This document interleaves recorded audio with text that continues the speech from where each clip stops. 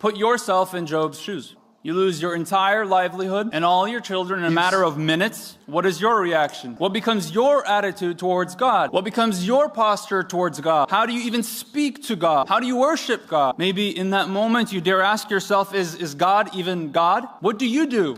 Would you lose hope in God or draw closer to Him? Here's what Job did, an absolute tragedy.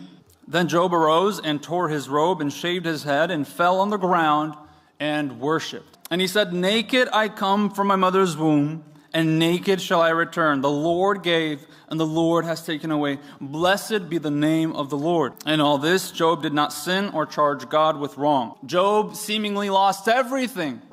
In the world's eyes, he had every right to complain against God, to doubt Him, to accuse Him of injustice. This was a man that was, after all, blameless, upright, right? God said so Himself. Job was a man that served God faithfully with his wealth and his family. And in a snap of a finger, he loses everything. And what's Job's reaction? What's Job's response? What's Job's response to what seems like injustice? In grief and mourning, shaves his head and humbles himself before the Lord in worship. In the greatest catastrophe of his life, his response is to worship God. In the greatest tragedy that Job faces, his response is to draw nearer to God. When Job seemingly has no reason to trust God, nothing to cling to, nothing that would give him a sliver of hope, he embraces God and just prostrates himself before God fully, completely humiliates himself and submits himself